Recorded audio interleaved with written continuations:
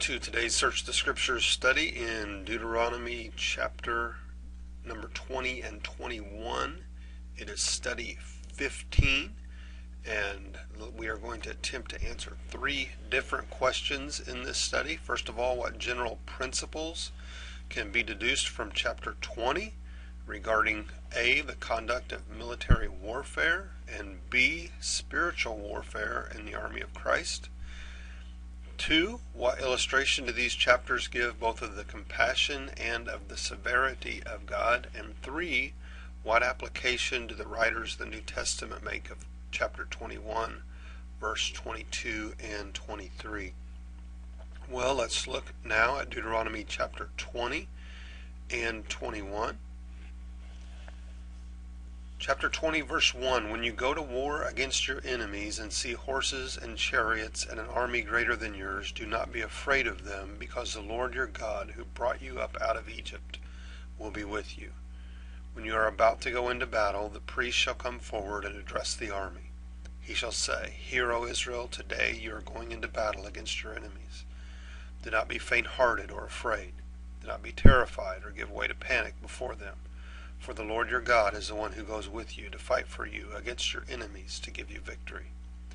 The officers shall say to the army, Has anyone built a new house and not dedicated it? Let him go home, or he may die in battle, and someone else may dedicate it. Has anyone planted a vineyard and not begun to enjoy it? Let him go home, or he may die in battle, and someone else enjoy it. Has anyone become pledged to a woman and not married her? Let him go home, or he may die in battle, and someone else marry her. Then the officers shall add, Is any man afraid or faint-hearted? Let him go home, so that his brothers will not become disheartened too. When the officers have finished speaking to the army, they shall appoint commanders over it. When you march up to attack a city, make its people an offer of peace. If they accept and open their gates, all the people in it shall be subject to forced labor, and shall work for you. If they refuse to make peace, and they engage you in battle, lay siege to the city. When the Lord your God delivers it into your hand, put the sword to all the men in it.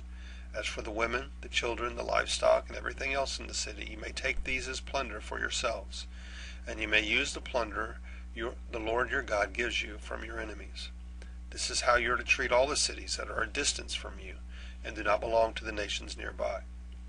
However, if in the cities of the nations the Lord your God is giving you as an inheritance, do not leave alive anything that breathes.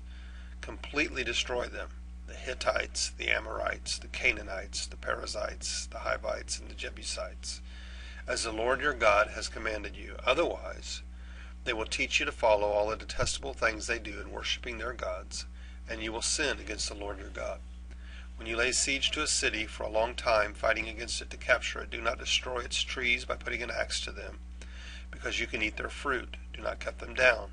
Are the trees of the field people that you should besiege them? However, you may cut down trees that you know are not fruit trees, and use them to build siege works until the city at war with you falls. Chapter 21. If a man is found slain, lying in a field in the land the Lord your God is giving you to possess, and it is not known who killed him, your elders and judges shall go out and measure the distance from the body to the neighboring towns. Then the elders of the town nearest the body shall take a heifer that has never been worked and has never worn a yoke, and lead her down to a valley that has not been plowed or planted, and where there is a flowing stream. There in the valley they are to break the heifer's neck. The priests, the sons of Levi, shall step forward, for the Lord your God has chosen them to minister and to pronounce blessings in the name of the Lord, and to decide all cases of dispute and assault. Then all the elders of the town nearest the body shall wash their hands over the heifer, whose neck was broken in the valley, and they shall declare, Our hands did not shed this blood, nor did our eyes see it done. Accept this atonement for your people Israel, whom you have redeemed, O Lord, and do not hold your people guilty of the blood of an innocent man, and the bloodshed will be atoned for. So you will purge from yourselves the guilt of shedding innocent blood, since you have done what is right in the eyes of the Lord. When you go to war against your enemies, and the Lord your God delivers them into your hands, and you take captives, if you notice among the captives a beautiful woman and are attracted to her, you may take her as your wife. Bring her into your home, and have her shave her head, trim her nails, and put aside the clothing she was wearing when captured. After she has lived in your house and mourned her father and mother for a full month, then you may go to her and be her husband, and she shall be your wife. If you are not pleased with her, let her go wherever she wishes. You must not sell her or treat her as a slave, since you have dishonored her. If a man has 2 wives, and he loves one but not the other, and both bear him sons, but the firstborn is the son of the wife he does not love, when he wills his property to his sons, he must not give the rights of the firstborn to the son of the wife he loves in preference to his actual firstborn, the son of the wife he does not love. He must acknowledge the son of his unloved wife as the firstborn by giving him a double share of all he has. That son is the first sign of his father's strength. The right of the firstborn belongs to him. If a man has a stubborn and rebellious son who does not obey his father and mother, and will not listen to them when they discipline him, his father and mother shall take hold of him and bring him to the elders at the gate of his town. They shall say to the elders, "This son of ours is stubborn and rebellious. He will not obey us. He is a profligate and a drunkard." Then all the men of his town shall stone him to death. You must purge the evil from among you. All Israel will hear of it and be afraid. If a man guilty of a capital offense is put to death and his body is hung on a tree, you must not leave his body on the tree overnight. Be sure to bury him that same day, because anyone who is hung on a tree is under God's curse. You must not desecrate the land the Lord your God is giving you as an inheritance. Question number 1. What general principles can be deduced from chapter 20 regarding the conduct of military warfare and spiritual warfare in the army of Christ? Well, when engaged in warfare, be it spiritual or military, we have to be fully engaged, and we should not have our minds elsewhere. One also must have complete and total faith in the commander and realize that no commander would lead his troops into a battle that cannot be won. When Christ goes before us, all battles are assured of victory.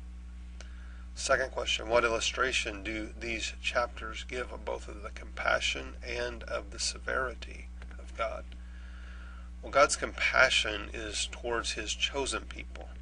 This is the reason that he's so severe in dealing with anything that will act as a cancer, if you will, toward his chosen people.